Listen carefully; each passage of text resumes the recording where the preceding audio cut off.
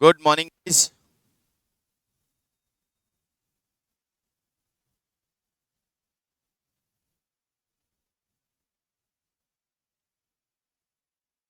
चलिए, तो कॉन्सेप्ट्स हमने सारे डिस्कस कर लिए,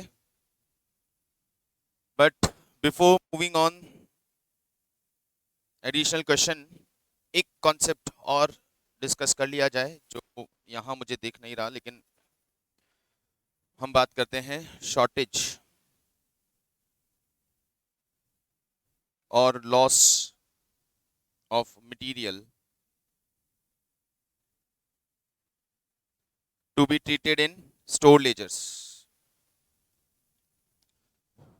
मटेरियल की यदि कोई शॉर्टेज होती है या कोई लॉस होता है तो उसे स्टोर लेजर में कैसे ट्रीट करना है। दो कॉन्सेप्ट की बात करेंगे यहाँ पे। पहले, इन्वेंट्री रिकॉर्डिंग सिस्टम। इन्वेंट्री को कैसे रिकॉर्ड किया जाता है, तो इन्वेंट्री रिकॉर्डिंग सिस्टम में दो सिस्टम है हमारे पास। एक पीरियोडिक इन्वेंट्री सिस्टम और एक परपीचुअल इन्वेंट्री सिस्टम।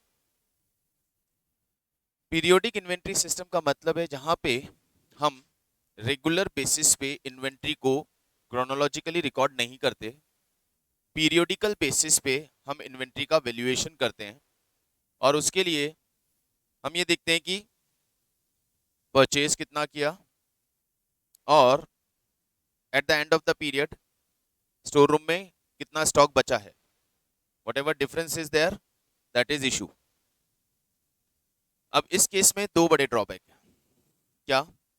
एक तो यदि कहीं पे कोई वेस्टेज या लॉस ऑफ मटेरियल हुआ है तो वो आइडेंटिफाई नहीं होता, क्योंकि हमने तो मान लिया परचेज और ओपनिंग स्टॉक को मिला के जो भी मटेरियल स्टोर में था उसमें जो बचा वो बचा है, कि सब इशू हो गया। और दूसरा, इस मेथड में हम continuous stock taking policy use नहीं कर सकते। कंटिन्यूस स्टॉक टेकिंग मतलब होता है हम फिजिकल वेरिफिकेशन से मैनेज करते हैं। अब फिजिकली मुझे इन्वेंट्री चेक करनी है, तो फिजिकली चेक करके करोगे क्या? क्योंकि आपके पास रिकॉर्डेड क्लोजिंग स्टॉक की वैल्यू तो पता ही नहीं है, क्योंकि आपने रिकॉर्ड्स तो मेंटेन ही नहीं किए हुए हैं। तो जो फिजिकल है वही है, उसमें कोई वेरिफिकेशन नहीं हो रहा। तो यदि हमें कंटिन्यूस स्टॉक टेकिंग पे जाना है, यानी कंटिन्यूसली फिजिकल स्टॉक को वेरीफाई करना है, तो इन दैट केस हमें परपीचुअल इन्वेंट्री सिस्टम अडॉप्ट करना रहता है। परपीचुअल इन्वेंट्री सिस्टम का मतलब है जहां हम रेगुलरली इन्वेंट्री को रिकॉर्ड करते हुए चलेंगे। अब रेगुलरली इन्वेंट्री को रिकॉर्ड करने के लिए क्या करेंगे? रेगुलरली इन्वेंट्री को रिकॉर्ड करने के लिए हम स्टोर लेजर बनाएंगे। स्टोर लेजर्स की हमने बात कर ली। Each and every purchase will be recorded, each and every issue will be recorded. तो ऑन डेली बेसिस हमारे पास कितना स्टॉक बचा है ऑन अकाउंट वो हमें पता चल जाएगा। अब वहां पे हम फिजिकली जब भी वेरीफाई करेंगे तो फिजिकली अवेलेबल रॉ मटेरियल और रिकॉर्डेड रॉ मटेरियल में यदि डिफरेंस आ रहा है, दैट मीन्स शॉर्टेज है, लॉस है या वेस्टेज है। उस वेस्टेज को अल्टीमेटली तो हमें जितना फिजिकल स्टॉक है वही मेंटेन करना पड़ेगा, क्योंकि जो अवेलेबल है वही अवेलेबल है। तो हम उस वेस्टेज को, उस डिफरेंस को अपनी स्टोर लीजर में इनकॉर्पोरेट कर देते हैं, रिकॉर्ड कर देते हैं कि such amount of material has been lost और डिस्ट्रॉयड और वेस्टेज, प्रिल्फरेज, कुछ भी। उस वेस्टेज को, शॉर्टेज को, बेसिकली उस शॉर्टेज को जो कि हमें फिजिकल वेरिफिकेशन से पता चला कि कुछ रॉ मटेरियल की शॉर्टेज आई है, उस शॉर्टेज को हम रिकॉर्ड कैसे करेंगे? उस शॉर्टेज को रिकॉर्ड करने के लिए दो तरीके। एक, उस शॉर्टेज को हम नॉर्मल वेस्टेज मान लें और अपने रिमेनिंग मटेरियल की प्राइस को इन्फ्लेट कर दें। पहला तरीका तो हो गया treat as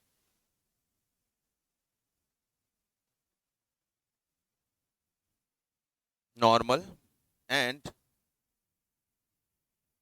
inflate the cost of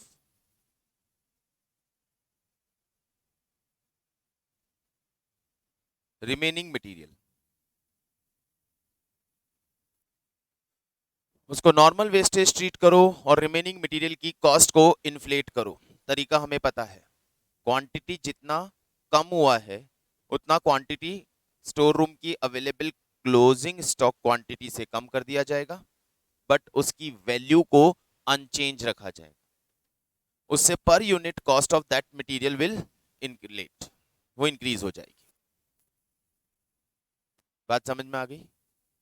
जैसे 300 का क्वांटिटी है at the rate of 8 rupees और वैल्यू है 2400, में पता चलता है कि 20 यूनिट का वेस्टेज हो गया, शॉर्टेज हो गया, and I am considering that shortage as normal.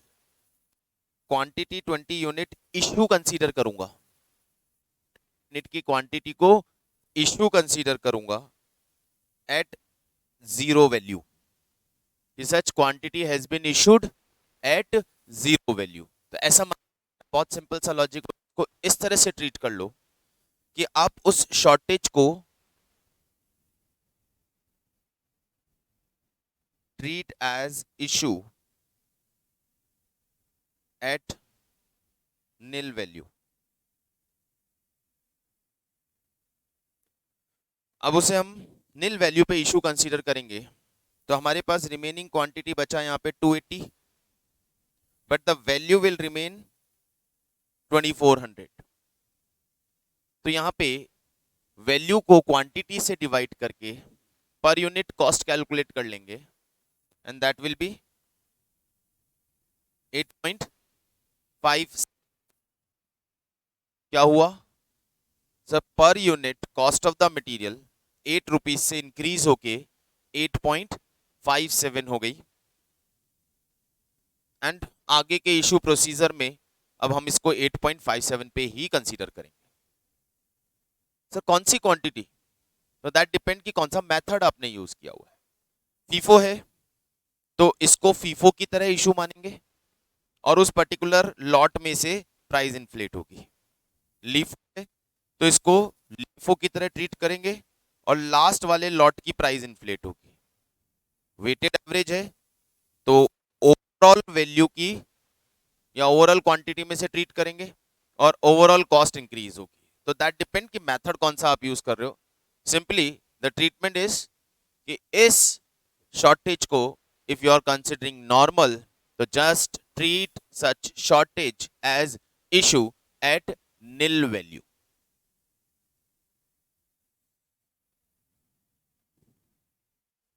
Is it clear? Second, treat as abnormal, मतलब consider as overhead। यदि हम इसे abnormal ट्रीट कर रहे हैं तो हम मटेरियल कॉस्ट में इसका कोई भी इंपैक्ट नहीं देंगे। हम मटेरियल कॉस्ट को बिल्कुल भी डिस्टर्ब नहीं करेंगे, हम मटेरियल कॉस्ट पे इसका इंपैक्ट क्रिएट नहीं करेंगे। मटेरियल कॉस्ट नॉर्मल रहेगी। उस मटेरियल को, उस वेस्ट मटेरियल को, शॉर्टेज को एज इट इज मटेरियल से बाहर निकाल लिया और ओवरहेड की तरह ट्रीट कर लिया। क्या करना है? ट्रीट एज इशू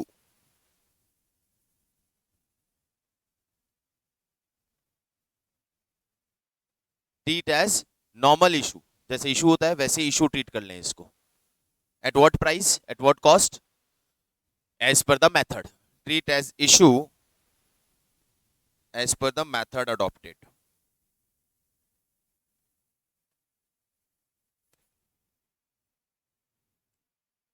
तो जब भी हम इसे ओवरहेड ट्रीट करेंगे, नॉर्मली ओवरहेड ट्रीट करेंगे तो नॉर्मली हम इसे नॉर्मल इशू की तरह ट्रीट करेंगे, स्टोर लेजर में से स्टॉक कम कर देंगे। बट ये इशू होके प्रोडक्शन में नहीं जा रहा है, ये इशू होके ओवरहेड्स में जा रहा है। ठीक है? ऐसे ही स्टोर लेजर में आपके पास एक दो पॉइंट और आ सकते हैं, जैसे कि return of material. Material return हुआ है तो रिटर्न दो सिचुएशन में रिटर्न होगा। एक, स्टोर से मटेरियल हमने वापस सप्लायर को रिटर्न किया है, और एक प्रोडक्शन डिपार्टमेंट से रिटर्न होके स्टोर में आया है। स्टोर रूम से सप्लायर को मटेरियल रिटर्न हो रहा है, तो कौन सी प्राइस वाला मटेरियल रिटर्न होगा? उसे भी इशू की तरह कंसीडर करोगे, स्टोर रूम से मटेरियल रिमूव करोगे, कम करोगे, रिड्यूस करोगे, बट द कंसर्न इज कि वो कौन सी प्राइस वाला होगा? तो वो एक्चुअल प्राइस वाला होगा जिस पे खरीदा था।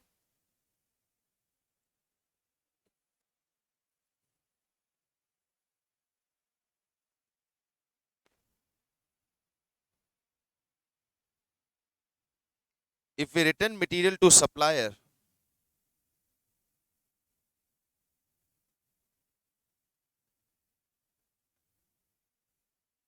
the actual price will be used.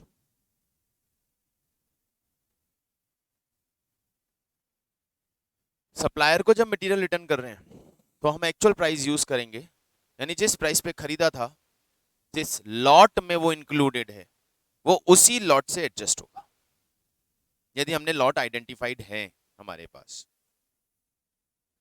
लेकिन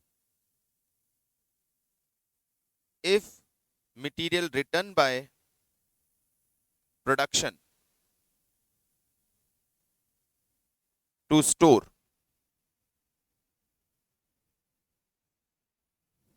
it will be considered as new purchase।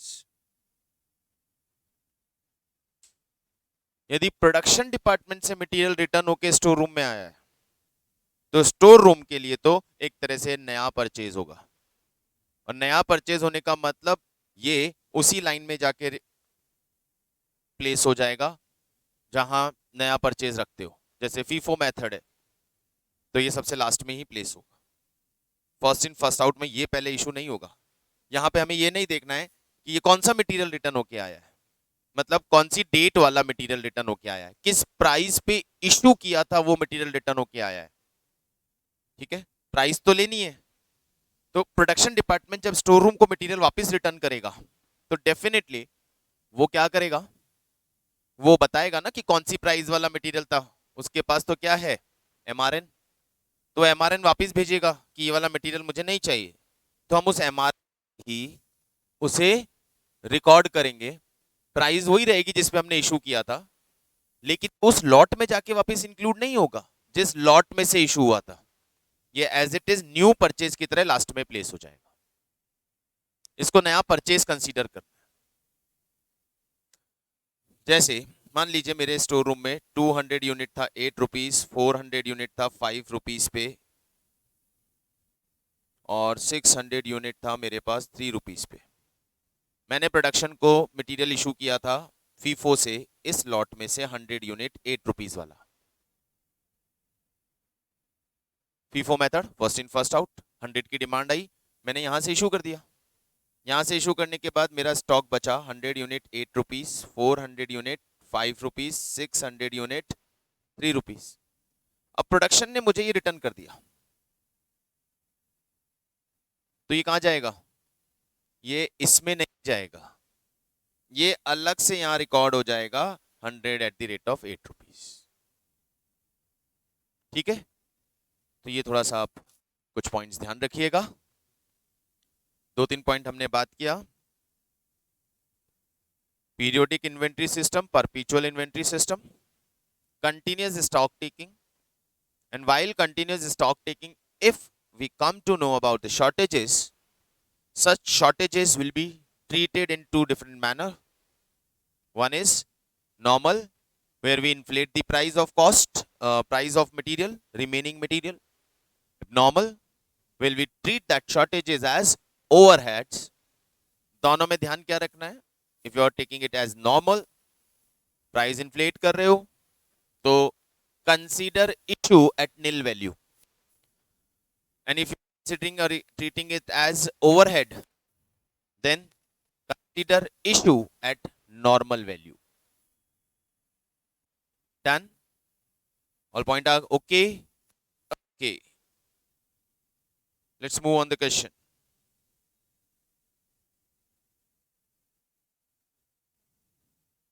Embryos India Limited is recently incorporated startup company back in year 2019. It is engaged in creating embedded product and internet to thing solution for the industrial market. It is focused on innovation, design, research and development of the product and services. One of its embedded product is Logmax, a system of module carrier board for industrial use. It is a small, flexible and embedded computer designed as per industry specification. In the beginning of the month of September, company entered into a job agreement of providing 4800 Logmax to NIT. Following detail with respect to issue, receipt, return of the store department handling microcontroller and the component used in the designated assembling process have been extracted for the month of September. Opening stock was of 6,000 unit at the rate of 285. Then on 8 September, we issue 4875 via requisition MRN MAC 00922. September 9, further we received 17,500 units at the rate of 276 per unit. Purchase order number is given.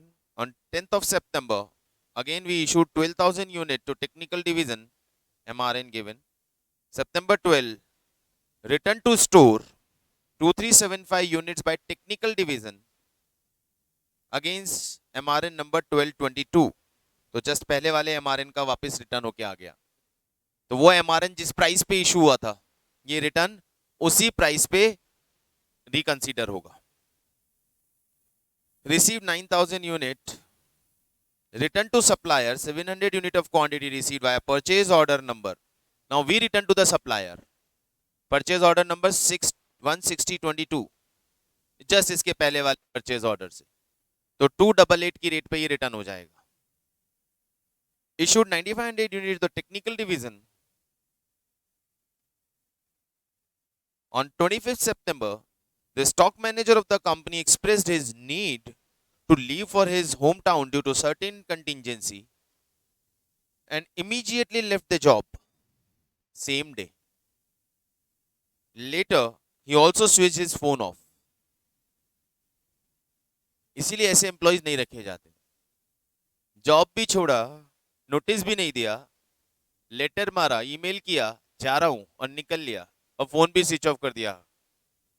तो क्या हो गया? As the company has the tendency of stock taking every day, every end of the month to check and report for the loss due to rusting of the component, the new stock manager on 30th September found that 900 unit of microcontroller were missing, which was apparently misappropriated by the former stock manager. So, the conclusion is this 900 is abnormal loss because of the pilferages or whatever reason is there. क्योंकि वो जो गया है switch off करके बैठा है, लेके निकल लिया. He further reported loss of 300 units due to rusting of the component. Normal. Component पे rust आ गया, वो useless हो गए. From the above information, you are required to prepare the stock ledger using weighted average method of valuing the issue. Okay, let's do it. बनाते हैं store ledger.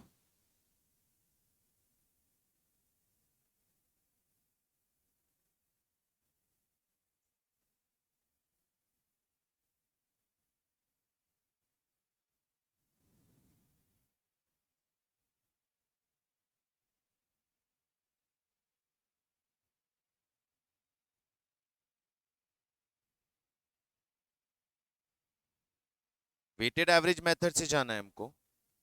तो बनाने का तरीका ही रहेगा कि आप ब्रॉडली 3 कॉलम्स ड्रॉ कर लें, including date. One will of purchase, issue, balance.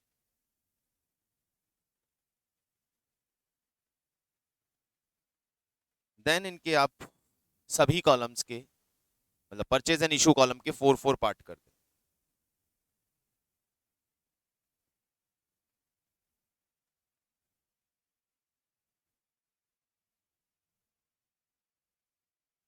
Purchase order number,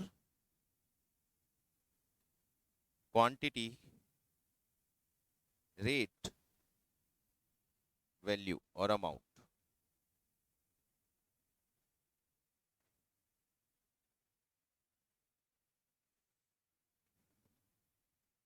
MRN, quantity, rate, amount.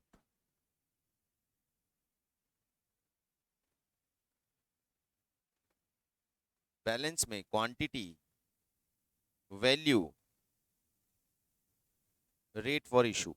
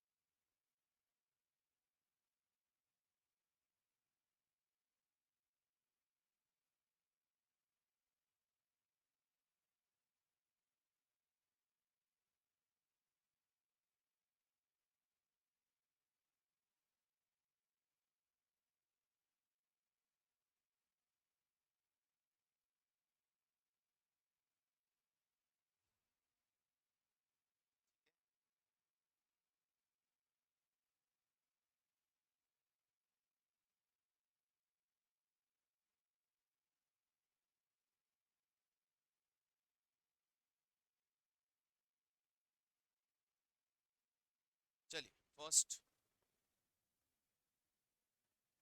हमारे पास ओपनिंग स्टॉक है 6000 यूनिट 285 सितंबर 1।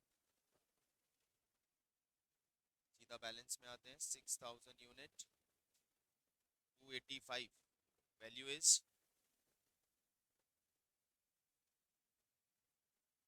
1 लाख। वैल्यू चेक करें 17,10,000। Then on September 8 we issue 4875, 9/22,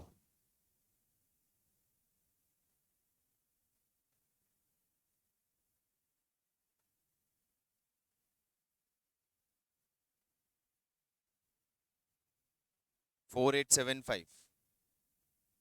Then quantity definitely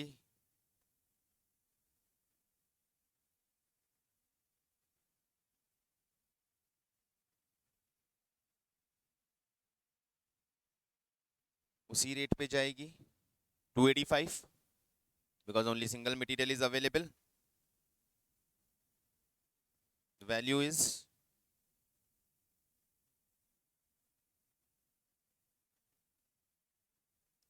13,89,375 rupees.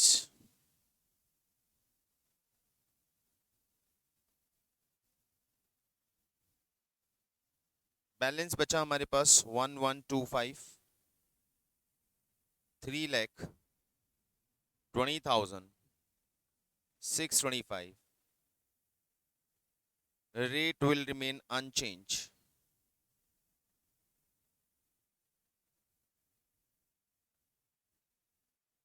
$285. Then on ये 8 सितंबर था, 9th of September we received via purchase order number 159/22 17,500 unit 276, 17,500 unit at the rate of 276, 48,30,000. Update the balance. How you will update the balance? Quantity में quantity plus कर दो. It's 1125 plus 17,500, 625. Value में value plus कर दो तो ये हो जाएगा आपका 51,50,625। अब इस वैल्यू को क्वांटिटी से डिवाइड करके नया रेट कैलकुलेट कर लो।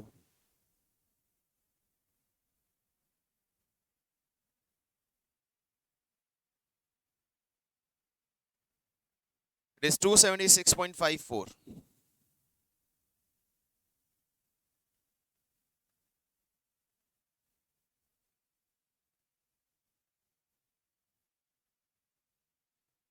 September के बाद it is 10th September. On 10th September we issued 12,000 units. 10th September we issued 12,000 unit via 1222. Rate रहेगा 276.54.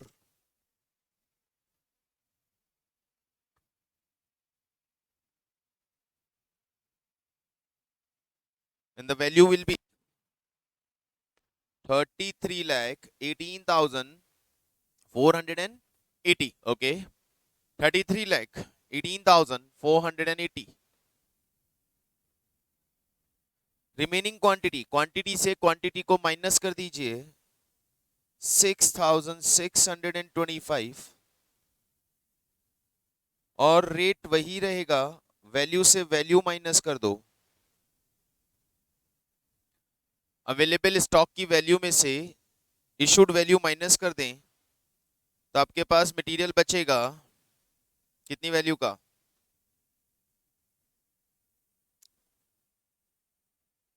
18,32,145 rupees, 18,32,145 rupees. Okay, clear. Then on 12th of September, store return 2375. तो receive की तरह treat करेंगे. ये 1222 वाला return हो क्या आया है, कितना रिटर्न हो क्या है 2375. ये उसी रेट पे कंसीडर किया जाएगा जिस रेट पे हमने इसको इशू किया था. तो हमने इसे जस्ट पहले इशू किया था 276.54 पे. It will be recorded at 276.54.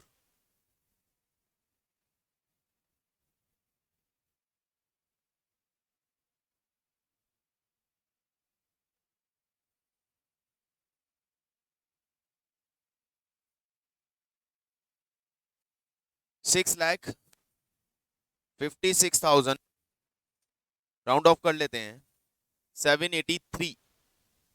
6,56,783. Update your stock.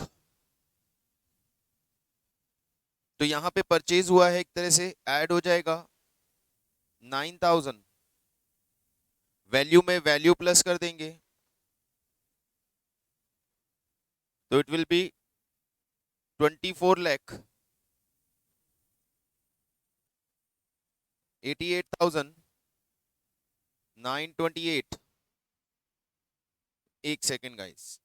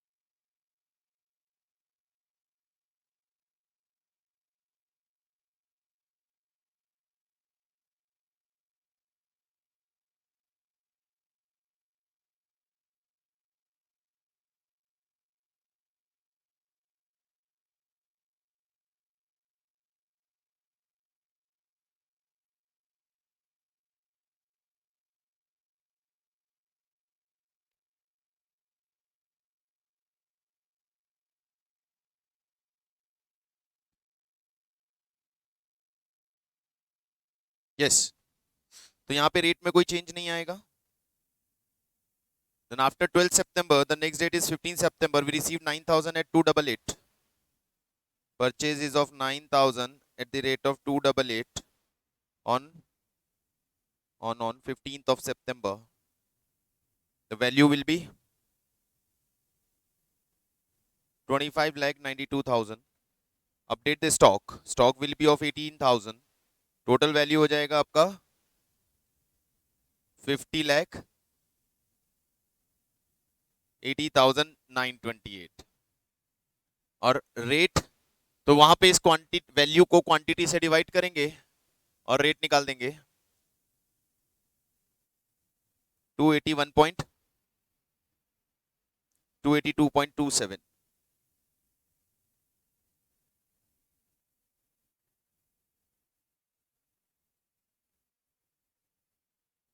Then हमारे पास next information 17th of September we return 700 units to the supplier.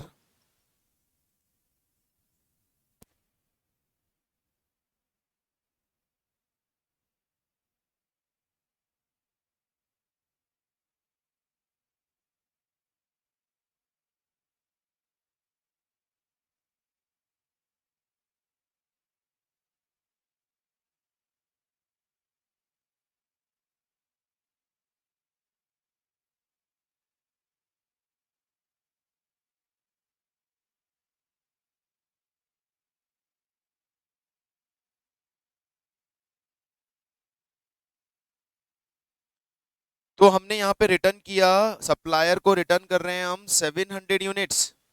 तो हमने जो परचेज किया है उसका नंबर दिया है, परचेज ऑर्डर नंबर हमने परचेज, तो वो ये वाला था हमारा.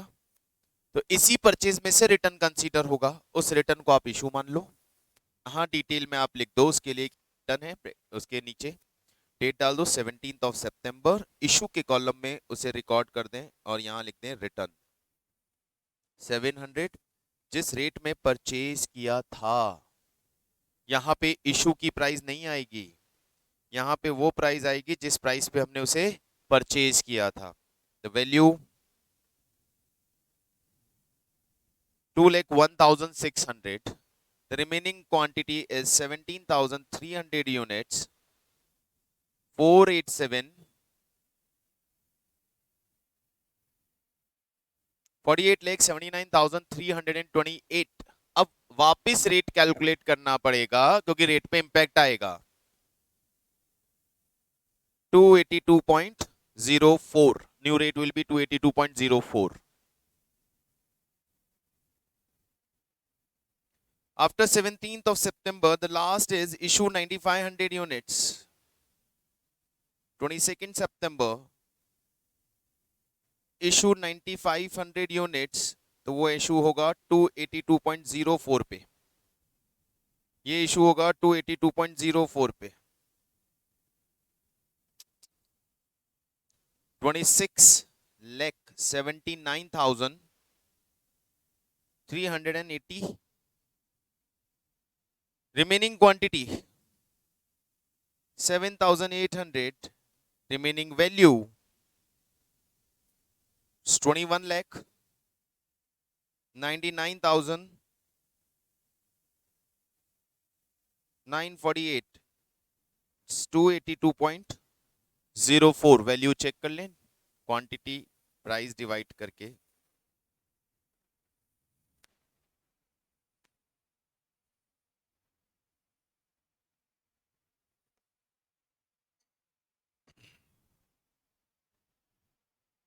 सो गाइस, यहां तक कोई प्रॉब्लम?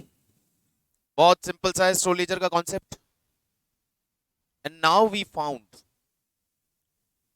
पहला, नाउ वी फाउंड कि 900 का पिल्फरेजेस हुआ है, 900 का चोरी हुआ है. अब 900 का जो चोरी हुआ है that is considered as abnormal loss. So we will treat it as issue on 30th September. 900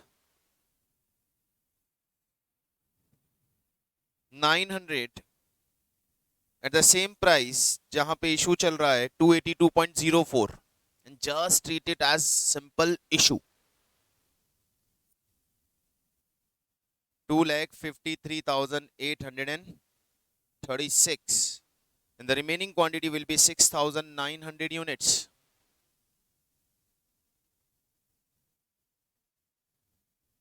और वैल्यू हो जाएगी इसकी 19,46,112.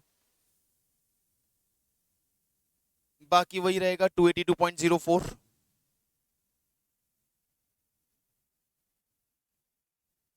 Got it? Now further we found कि यहाँ पे हमारे पास 300 का शॉर्टेज है, वेस्टेज है, रिजेक्शन है due to rusting, and that is normal. On 30th September 300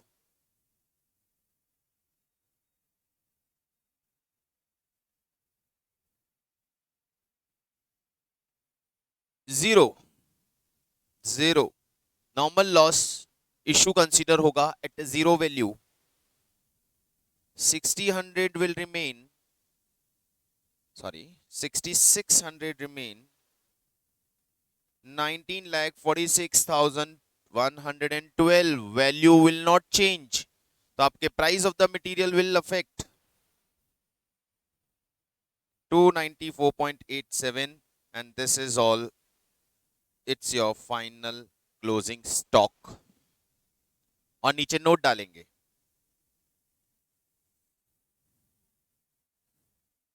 star 1 पे हमने लिखा है it is considered as abnormal loss to be transferred to costing P&L. ये abnormal loss है to be transferred to costing P&L. It is considered as normal loss. Hence, price of remaining material is inflated.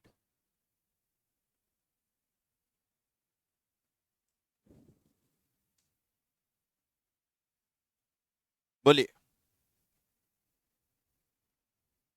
Weighted average method, written to the supplier, written by the production department, normal loss, abnormal loss. हमने ये चारों concept जो आज start में discuss किए, उन चारों को हमने इस प्रैक्टिकल क्वेश्चन में इनकॉर्पोरेट कर लिया. That's a good and complete question for this store ledger concept.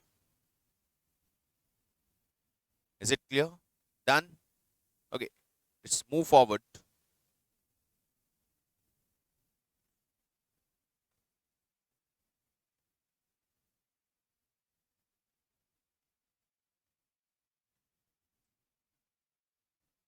चलिए guys, let's go with some MCQs. Direct material can be classified as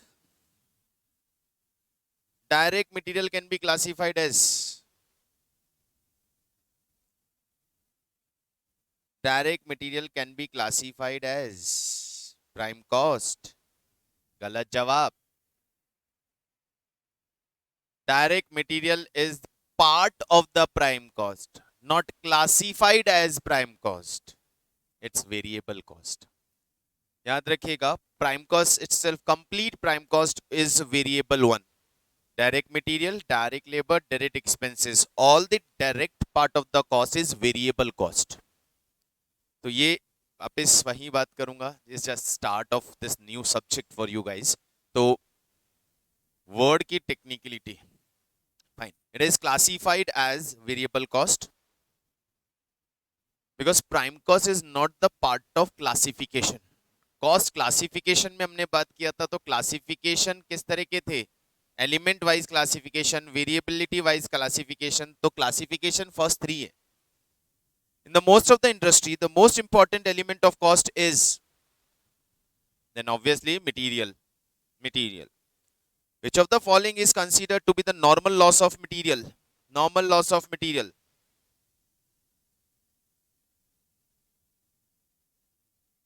Loss due to accident, it's abnormal. Pilferages, abnormal. Loss due to breaking the bulk, and loss due to careless handling of material. Careless handling of material is also abnormal. तो यदि आप, हाँ वही चीज मैं समझा रहा हूँ, एमसीक्यू का एक स्मार्टनेस रहता है कि यदि आप पॉजिटिव अप्रोच पे नहीं जा रहे हो, सेलेक्टिव नहीं जा रहे हो, तो नेगेटिवली जाओ. पहला एबनॉर्मल, दूसरा abnormal, last one is abnormal. The answer is loss due to breaking the bulk. मतलब बल्क ओपन किया, बल्क को ब्रेक किया, तो उसमें ब्रेकिंग जो आ जाती है छोटी बहुत ही, that is normal. In which of the following method of pricing behind the current economic value? किस प्राइसिंग मेथड में करंट इकोनॉमिक वैल्यू से पीछे रह जाते हैं हम? फीफो. क्योंकि फीफो में हम जो मटेरियल इशू करते हैं वो पीछे वाला करते हैं, तो वो करंट के पास नहीं आता.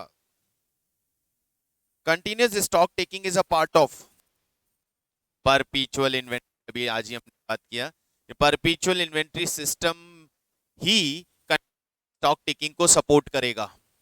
परपीचुअल इन्वेंटरी सिस्टम ही कंटिन्यूअस स्टॉक टेकिंग को सपोर्ट करेगा. Don't tick the answers, otherwise it remain useless for you. बाद में कभी पढ़ने लायक नहीं बचेंगे, ये आंसर सामने ही दिखेगा.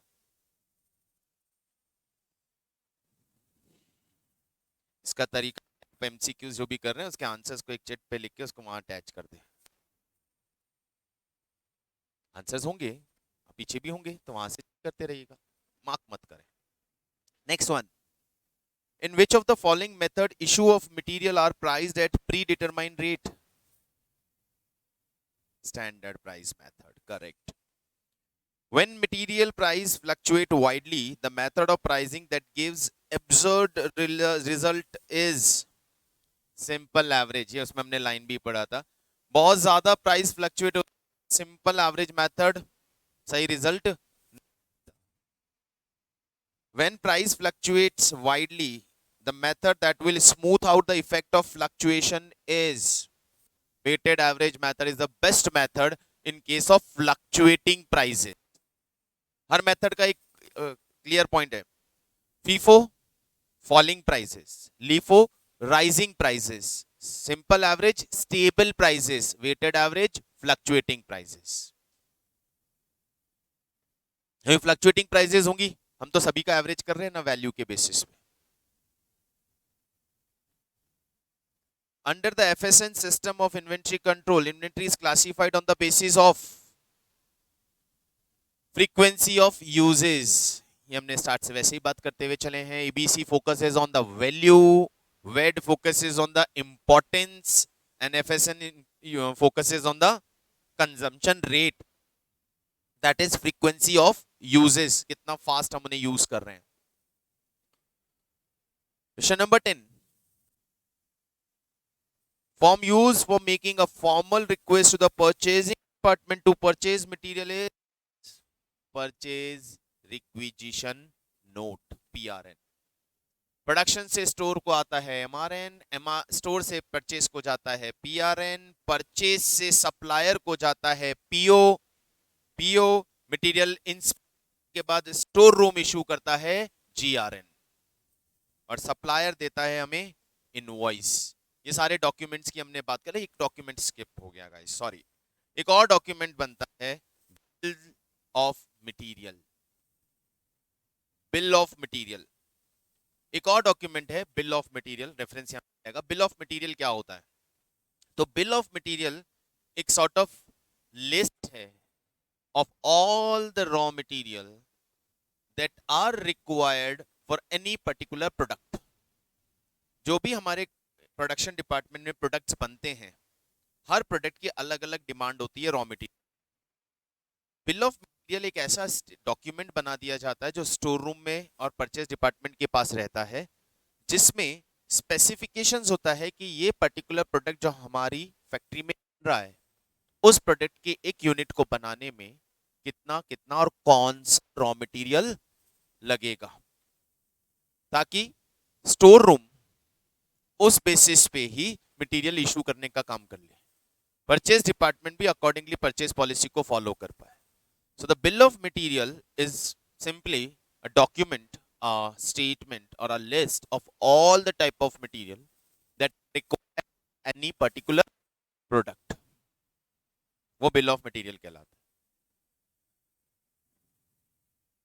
सम थ्योरी क्वेश्चंस कौन से हैं इस चैप्टर के लिए रिलेवेंट? तो सिर्फ question normal abnormal loss of material, कटमेंट, distribution between bin card and store ledger, done. Defect of defectives, done. ABC analysis clear. Reorder level, reorder quantity, reorder level reorder quantity में difference हमें निकालने. Moving non moving, slow moving non moving, danger level, just in time, maximum level, minimum level, excellences, all are के. तो सबके answer में पता है. एक बार थ्योरेटिकल कंटेंट को वापस गो थ्रू करें. Now fine, we are at the remaining practical questions. So let's start with first one. Anil and company buys its annual requirement of 36,000 in 6 installment. Each unit cost 1 rupee, ordering cost 25. The inventory carrying cost is estimated at 20% of the unit value. Find the total amount of cost of existing inventory policy and how much money can be saved on economic order quantity. बहुत simple सा question है. आइए question number 1.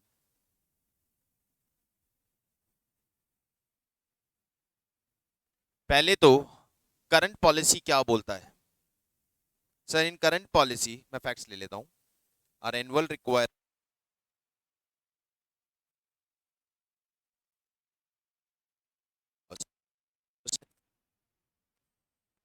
cost of the material is 25, no, 1 rupee, and ordering cost of material is rupees 25. What we are doing, sir? Currently our order quantity is number of orders given है. Okay, current that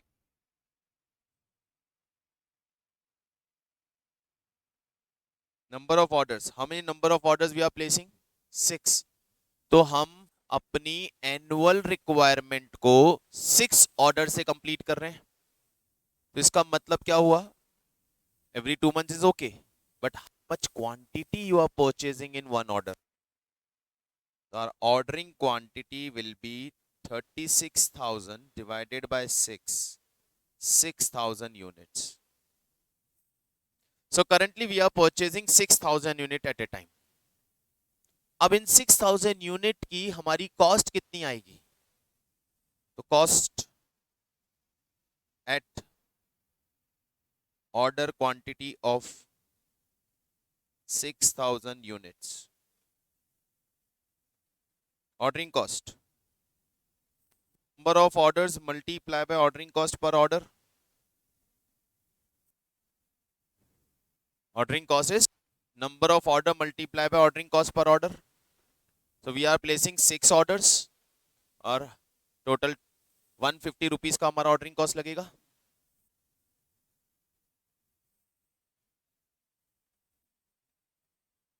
sorry नहीं, देखो ordering cost is 25 rupees ना. वो ordering cost का मतलब पर order ही cost होता है.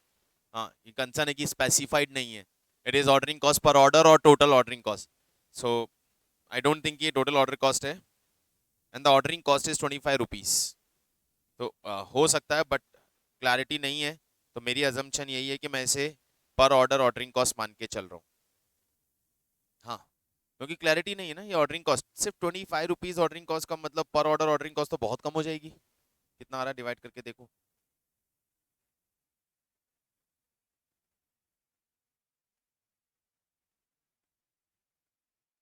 6 ऑर्डर में 4 रुपए 25-20 पैसे, ऐसा नहीं है. It's ordering cost per order. ठीक है. हाँ कोई बात नहीं, क्योंकि मटेरियल का कॉस्ट भी तो 1 रुपी है, सिर्फ मटेरियल का कॉस्ट भी तो 1 रुपी है। तो कैरिंग कॉस्ट लेंगे हम 6,000 units divided by 2 multiply by 1 multiply by 20%। On an average 6,000 units हम परचेज कर रहे हैं, तो average quantity in store room will be 6,000/2, और कैरिंग कॉस्ट है 1 रुपीज का 20%, तो 1 रुपी का 20%, 600 रुपीज।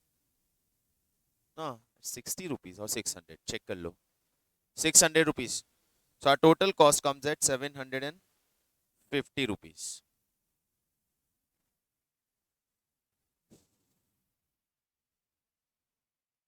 Is it clear?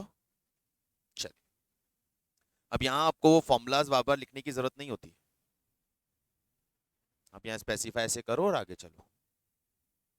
अब हम क्या कर रहे हैं, बोले सर ये पॉलिसी जो हम करंटली अडॉप्ट कर रहे हैं 6 ऑर्डर पॉलिसी, इसमें हमारा टोटल कॉस्ट आ रहा है 750 रुपीज। लेकिन यदि हम ईओक्यू पे शिफ्ट कर जाएं तो क्या होगा? Firstly calculate EOQ. 2AO divided by C, sorry per order ordering cost per order.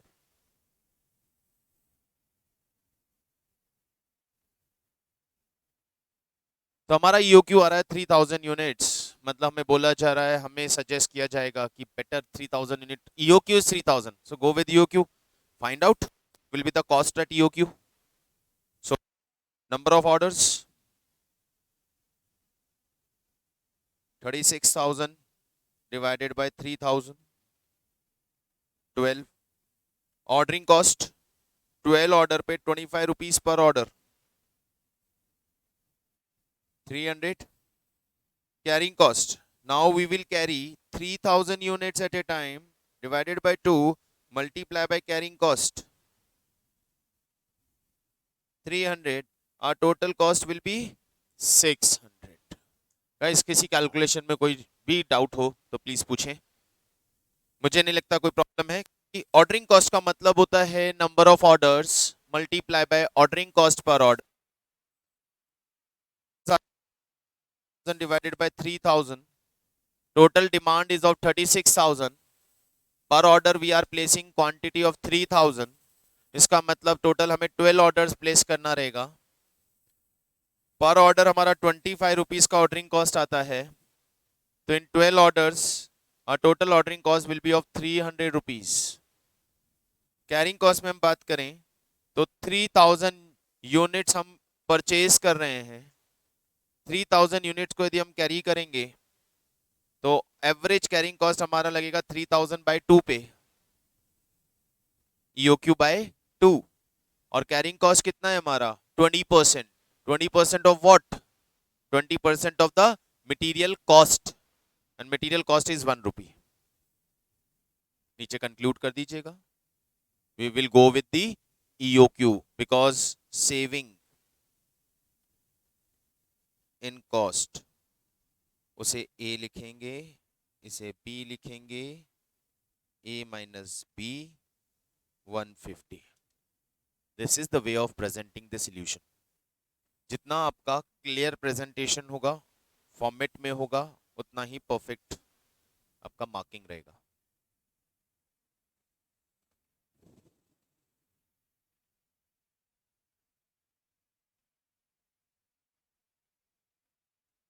अब एक बहुत इंपॉर्टेंट अजम्पशन या नोट, हमने इस कॉस्ट कैलकुलेशन में मटेरियल की कॉस्ट को तो कंसीडर ही नहीं किया, मटेरियल कॉस्ट को तो हमने कंसीडर ही नहीं किया। हाँ वो तो सेम रहेगी ना, पहले भी 1 रुपी पर यूनिट से 36,000 रुपीज, अभी भी 1 रुपी से, लेकिन नोट डाल, other can lose the marks. नीचे नोट डालेंगे, as the cost of material that is 1 rupee as the cost of material, that is 1 rupee per unit, is remain unchanged, as the cost of material 1 rupee per unit is remain unchanged, hence not considered in calculation of total cost.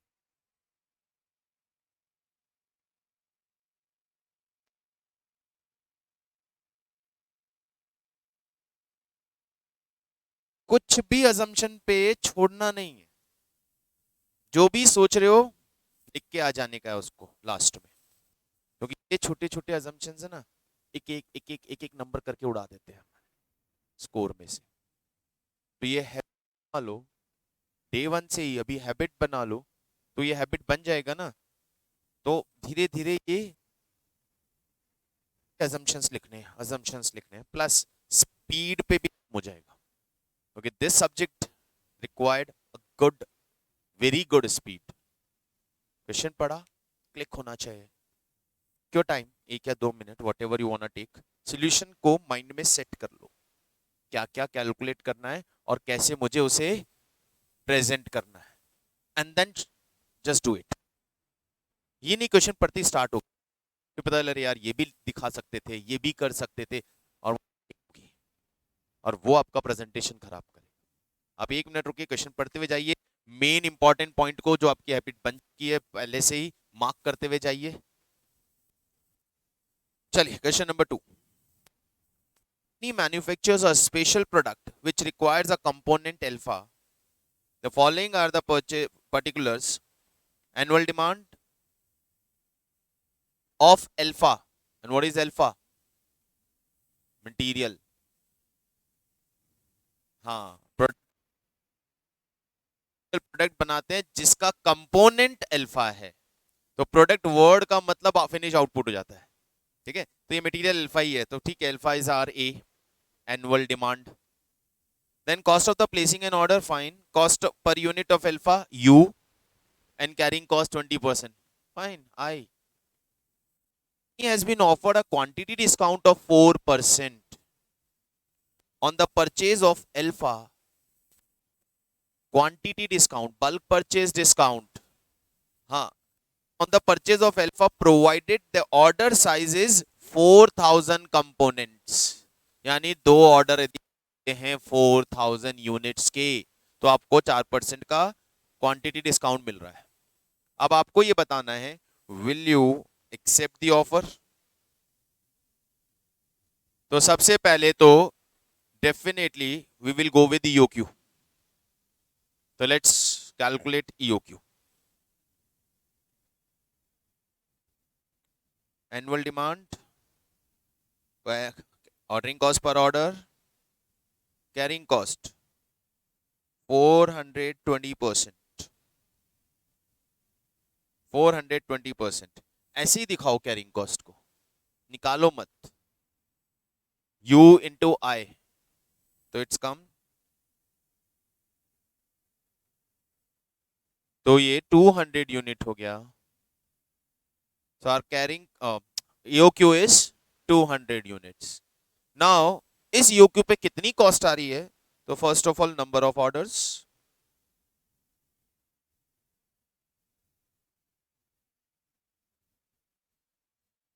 $40 orders,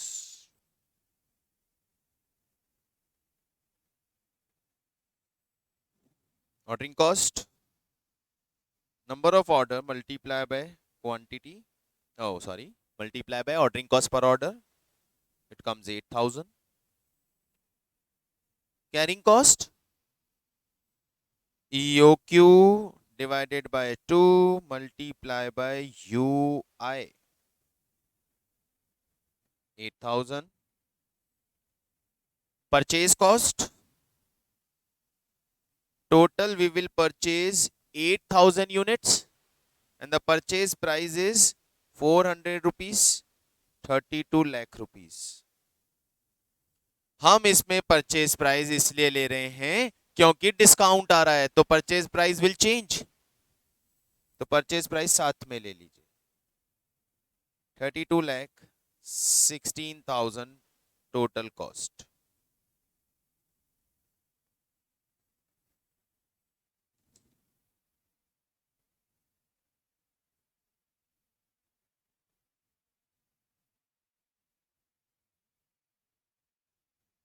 ठीक है, now B, quantity discount offer. In quantity discount offer, your number of order will be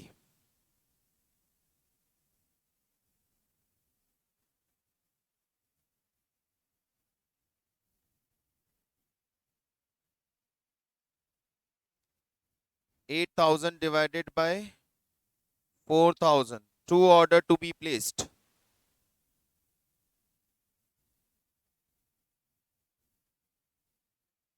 And the price of material will be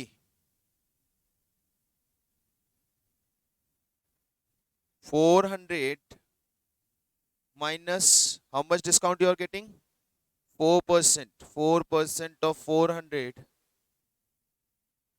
384 per unit. 400 रुपए per unit पहले price था, and after that quantity discount आपको 4% का discount जो मिल रहा है, then your price will come down by 4%। तो आपका जो पर यूनिट प्राइस होगा वो 384 होगा। यस, माइंड इट, ये तरीका ध्यान रखिएगा। जब भी क्वांटिटी डिस्काउंट होगा आप अपने प्रोडक्ट की रॉ मटेरियल की प्राइस पे डिस्काउंट कंसीडर करके प्राइस चेंज कर लीजिए। टोटल वैल्यू पे डिस्काउंट मत लगाने जाना कि 32 लाख का मटेरियल था उसका 4% डिस्काउंट मिलेगा। No, change the price. क्योंकि यदि आपने प्राइस चेंज नहीं किया तो आपका कैरिंग कॉस्ट अफेक्ट नहीं होगा। एंड कैरिंग कॉस्ट किस पे लगता है? Price 20% of what? हमने यहां पे कैरिंग कॉस्ट किसका निकाला? 20% ऑफ यूनिट कॉस्ट प्राइस। अब आपका यूनिट कॉस्ट ही चेंज हो गया है।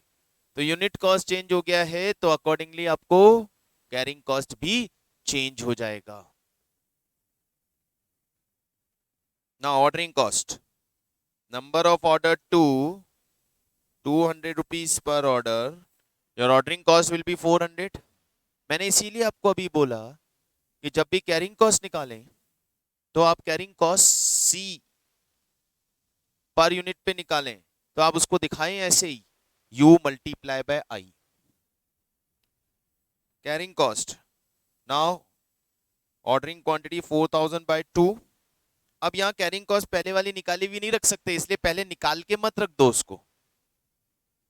तो यहां पे हम लेंगे 384 का 20%,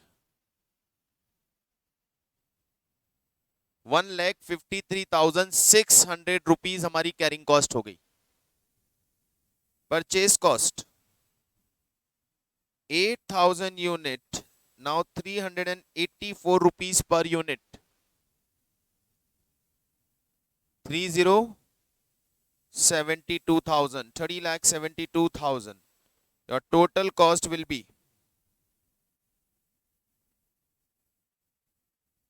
32,26,000। Now check करो sir, increase in cost, increase in cost,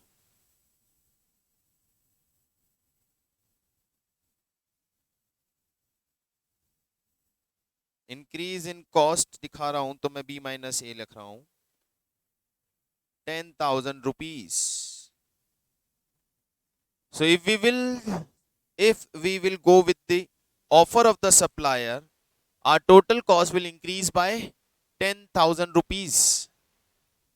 Our total cost will increase by 10,000 rupees. So we shouldn't consider it. हम अपना EOQ पे ही stay करेंगे। This is about quantity discount concept.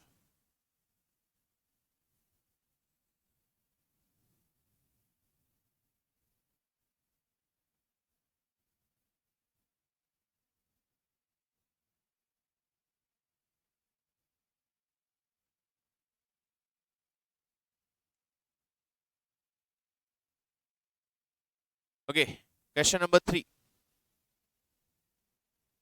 The complete gardener is deciding on the EOQ for two brand of lawn fertilizer, Super Grow and Nature. The following information is collected: annual demand, relevant ordering cost per order, carrying cost per bag. Now carrying cost per bag per unit carrying cost दिया है, तो ये सी given है directly. तो अब ऐसे case में ये ध्यान रखना, ऐसे केस में यदि क्वांटिटी डिस्काउंट मिल भी रहा हो तो भी कैरिंग कॉस्ट चेंज नहीं होगी, क्योंकि यहां अब आपकी कैरिंग कॉस्ट पर यूनिट है, पर रुपी नहीं है, वैल्यू पे कनेक्ट करके नहीं है। तो ये दोनों चीजों का डिफरेंस बहुत क्लियरली माइंड में रखना। पहले कैरिंग कॉस्ट 20% था, तो वो यूनिट प्राइस पे निकलेगा, तो यूनिट प्राइस चेंज होगी, कैरिंग कॉस्ट भी चेंज होगी। यहां कैरिंग कॉस्ट पर यूनिट है, पर बैग है, तो यहां पे यूनिट प्राइस चेंज होगी तो भी कैरिंग कॉस्ट चेंज नहीं होगी। ईओक्यू कैलकुलेट करना है, कॉस्ट कैलकुलेट करना है, नंबर ऑफ ऑर्डर्स कैलकुलेट करना है। ठीक है, सेम क्वेश्चन है। So it's your homework. Question number 4।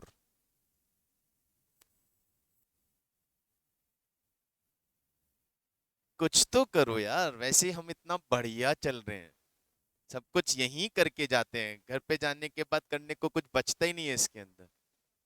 बताओ किसी ने कुछ इतने दिनों में वापस इसको उठाया? तो कितना टाइम लेके बैठे हो, जरूरत ही नहीं पड़ता है। Daily half an hour 15 minute में तो पूरा ही रिवाइज हो जाता है, कि हम सब कुछ डिस्कस कर चुके हैं, सिर्फ आपको उसको ब्रश अप करके समराइज करना रहता है। बेस्ट है ना। A company uses 3 raw material ABC for a particular product for which the following data apply. Uses per unit of product. Oh, oh, oh.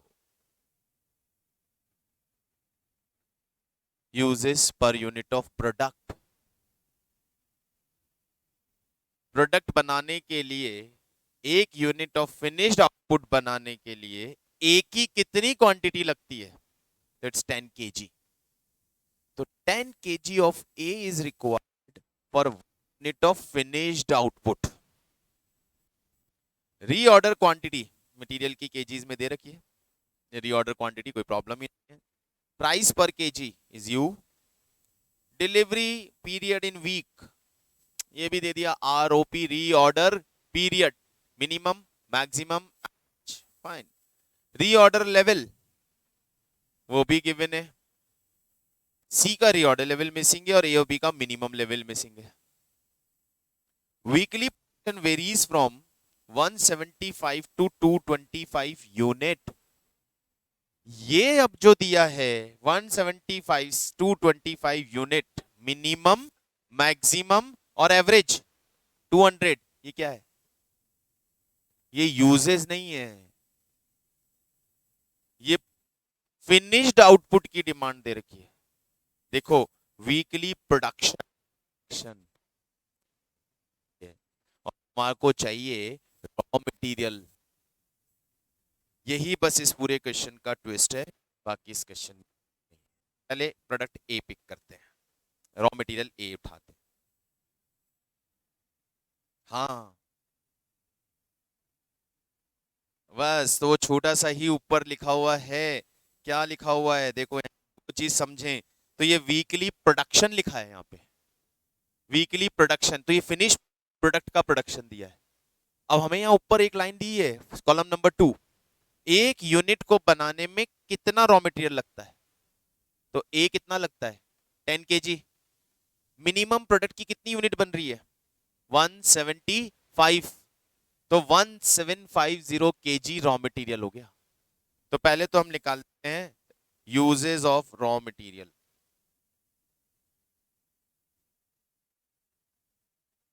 Uses of material,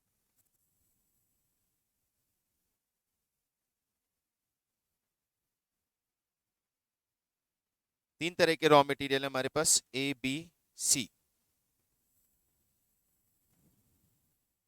KG per unit, कितना KG per unit A चाहिए? 10, B और सी 6। भाई हमारी demand किस चीज की है? Product की नहीं, हमें डिमांड किस चीज की चाहिए? रॉ मटेरियल की। हमें यूजेस कंजम्पशन रिक्वायरमेंट किस चीज की चाहिए? रॉ मटेरियल की। यहां यूजेस कंजम्पशन या डिमांड किसकी दे रखी है? फिनिश प्रोडक्ट की। Minimum 175 unit, maximum 225 unit, average. Minimum demand, maximum demand and average demand of product is given, raw material की नहीं। तो चलो मिनिमम कितनी क्वांटिटी ऑफ प्रोडक्ट हमारी डिमांड है? 175। उसमें ए कितना लगेगा? 10 केजी पर यूनिट। तो एक यूनिट को बनाने में ए 10 केजी लगता है, तो यहां 1750, 2250 एंड 2000 केजीज। अब ये केजी में आ गया, तब ये क्या हो गया? Minimum uses, maximum uses, average uses of raw material A. B 175 into 4, 700 kg, 900 kg, 800 KG.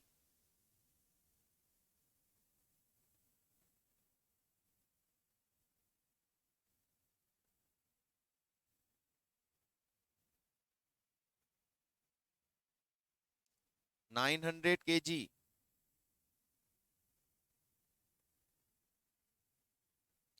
1050, 1350,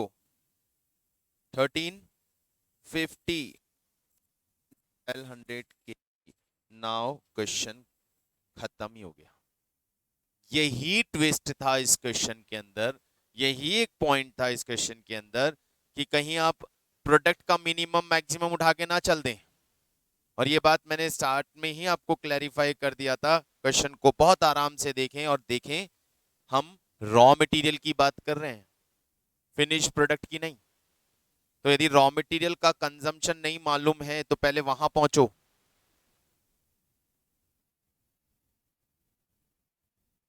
okay, where is the reorder quantity, वो भी मैं यहाँ लिख देता हूं। चलो जरूरत नहीं है, पता ही है। पहले ए के लिए बात करते हैं। रीऑर्डर लेवल, ए का रीऑर्डर लेवल। अच्छा, मिनिमम लेवल ऑफ ए निकालना है। मिनिमम स्टॉक लेवल,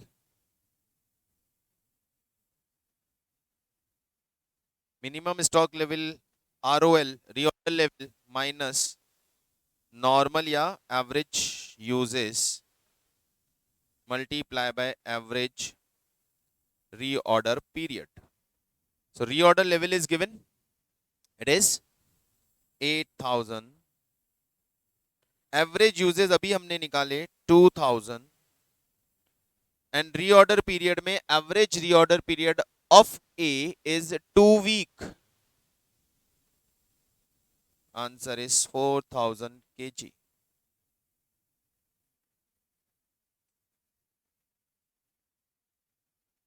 तो अब तो सब आ जाएगा। अब तो कहीं कोई प्रॉब्लम नहीं है, फॉर्मूला लगाओ। क्योंकि मेनली मिसिंग क्या था, हमें क्या क्या चाहिए? रीऑर्डर क्वांटिटी गिवन थी, रीऑर्डर पीरियड तीनों गिवन थे, यूजेस दैट वाज मिसिंग। लेकिन हमने वो तीनों यूजेस निकाल दिए, तो हमारा ये question complete.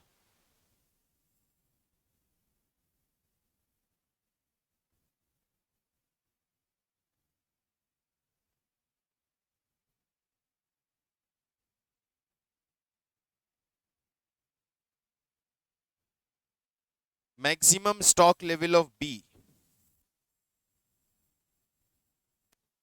Reorder level minus minimum usage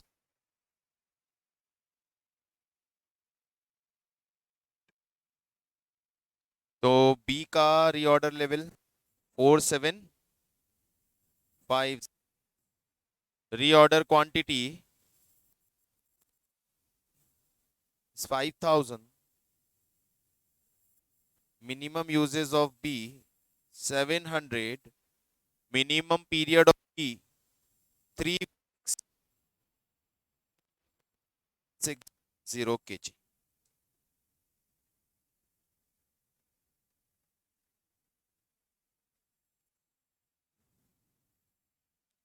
So what do you think, guys?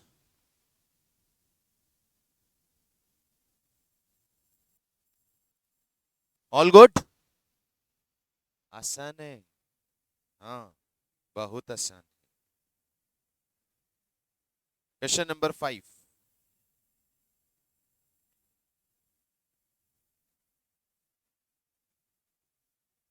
देखिए क्वेश्चन नंबर 5.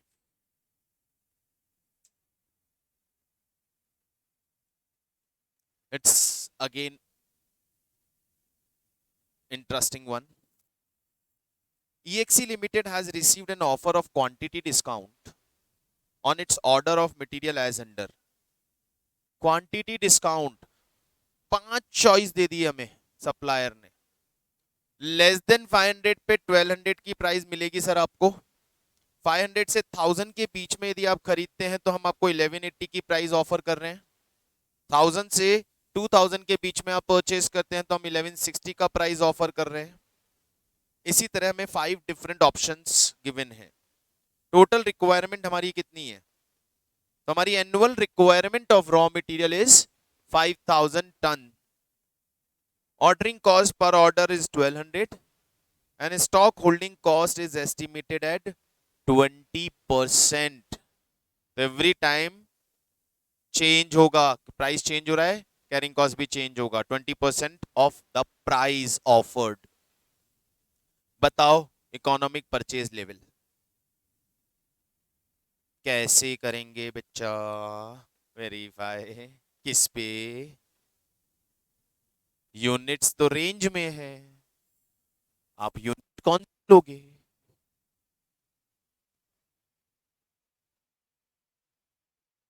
ठीक है, नहीं, that is the point in this question and that's all. यहां कुछ भी नया नहीं है ना. 5 क्वेश्चन हो गए एक तरह से.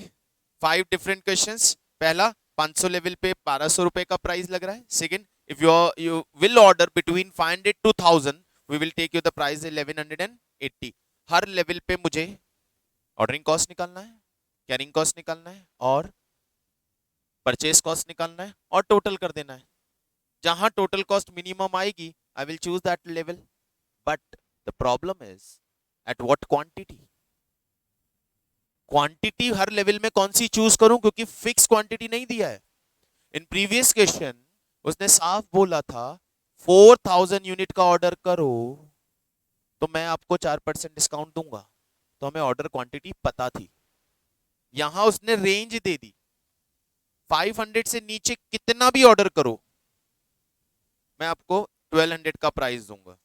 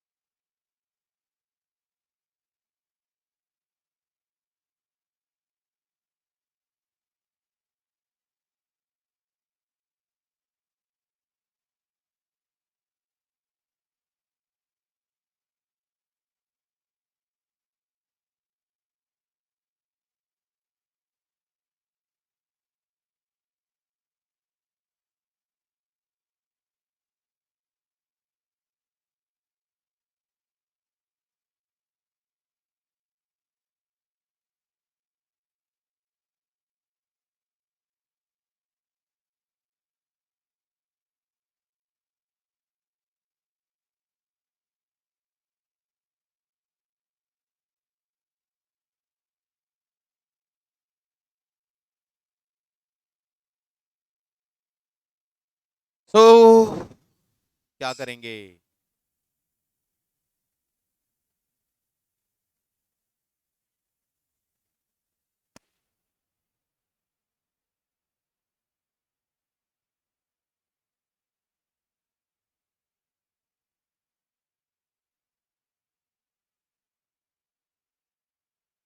भाई क्या करोगे? तो गाइस,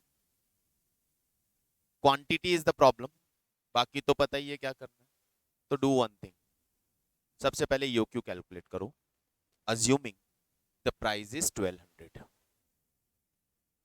ईओक्यू कैलकुलेट करो, अज्यूमिंग द प्राइस इज 1200। चलिए देखें 1200 की प्राइस पे EOQ.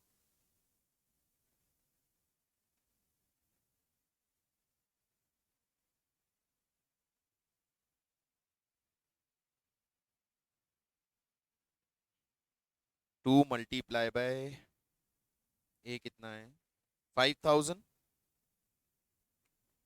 Ordering cost 1200 divided by U multiply by आई।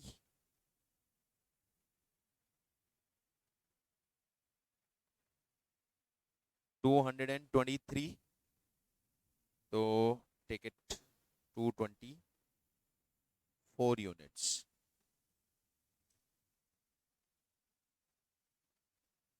हमने फर्स्ट प्राइस 1200 रुपीज पे ईओक्यू कैलकुलेट कर लिया, और हमारा ईओक्यू तो 224 रुपीज यूनिट्स ही आ रहा है। अब प्राइस कितनी भी ज्यादा चेंज हो जाए, कितना भी डिस्काउंट मिल जाए, ईओक्यू बहुत ज्यादा तो नहीं चेंज होने वाला। डू वन थिंग, एक बार ईओक्यू और कैलकुलेट करें फर्स्ट ऑफर पे। फर्स्ट ऑफर के बाद हमारा ऑफर है 1180 का, at the price of 1180।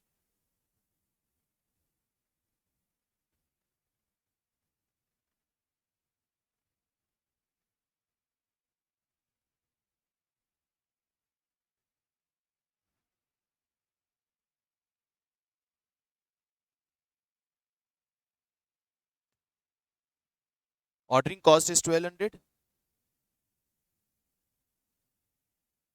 Approx 226 units.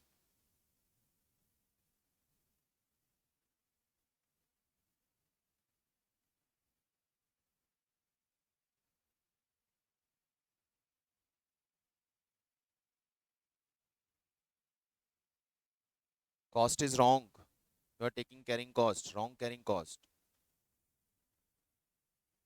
That's why I told you ना, इस तरह से लिखना है।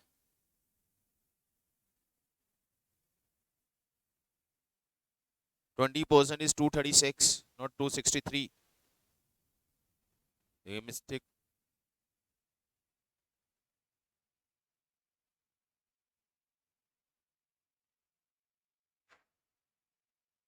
अब यहां देखें, अब यहां देखें,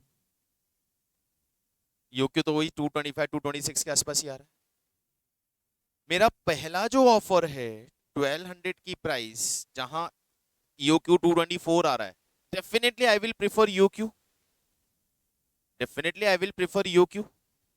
तो क्या ईओक्यू पे पहली वाली रेंज के अंदर, ईओक्यू रेंज के अंदर है? हाँ, फर्स्ट रेंज है less than 500 and my EOQ is in that range. तो पहले वाली प्राइस ऑफर पे मैं 224 यूनिट्स का ऑफर, मैं ईओक्यू के साथ जाऊंगा। लेकिन जैसी सेकंड प्राइस आती है, मेरा ईओक्यू काम नहीं कर रहा है, तो मुझे उसका ऑफर क्वांटिटी लेना है। तो ऑफर क्वांटिटी में मैं हमेशा लोअर रेंज को प्रेफर करूंगा। मैं क्यों ज्यादा ऑर्डर करूं जब मुझे 500 की क्वांटिटी पे ही 1180 का प्राइस मिल रहा है। इन फर्स्ट ग्रुप 224 का ऑर्डर क्वांटिटी मेरा ईओक्यू आ रहा है, वो ईओक्यू मेरे स्लैब के अंदर है, लेस देन 500 के स्लैब में है। तो मैं ईओक्यू के साथ कैलकुलेट कर लूंगा अपनी कॉस्ट। मैं ऑर्डरिंग क्वांटिटी ले लूंगा 224, जो कि हमने ईओक्यू कैलकुलेट किया, ठीक है। लेकिन जैसे मैं सेकंड स्लैब में जाना चाहता हूं, और सेकंड स्लैब का ईओक्यू निकालता हूं, तो वो ईओक्यू उस रेंज के अंदर नहीं आ रहा, क्योंकि रेंज स्टार्ट ही 500 से हो रही है। तो डेफिनेटली 226 क्वांटिटी या 225 की क्वांटिटी पे तो मुझे ये प्राइस नहीं मिलेगी। मुझे इस प्राइस के लिए कम से कम क्या करना पड़ेगा, कम से कम 500 का ऑर्डर देना पड़ेगा। तो मैं यहां अपनी ऑर्डरिंग क्वांटिटी रखूंगा 500। अगले स्लैब पे मैं अपनी ऑर्डरिंग क्वांटिटी रखूंगा 1000, 2000, 3000, लोअर स्लैब। प्रॉब्लम तो फर्स्ट स्लैब की थी ना, लेस देन 500 तो कितना, तो हमने ले लिया ईओक्यू 224। सेकंड स्लैब बोल रहा है 500 से 1000, 500 से 1000। Why I should place more quantity, why I should order more quantity when I am getting that price at just 500। मुझे 1100 का जो प्राइस है वो 500 की क्वांटिटी पे ही मिल रहा है, तो मैं 600, 700, 800, 900, 1000 मैं सोचूंगा ही क्यों, क्यों बढ़ाऊं, मैं तो 500 की क्वांटिटी पे चला जाऊंगा ना। तो first slab 224, slab 2 500, slab 3 1000, slab 4 2000, slab 5 3000 will be my ordering quantity. अब उन ऑर्डर क्वांटिटी पे निकालो ordering cost, carrying cost, purchase cost, total cost, और फिर कंपैरिजन करके आंसर। समझे? डन? चलिए लेट्स डू इट। मिलते हैं फिर, कंटिन्यू करेंगे इसके सॉल्यूशन से। वंस एक बार आप ट्राई करें तो नेक्स्ट क्लास यहीं से कंटिन्यू करेंगे, ठीक है? ओके।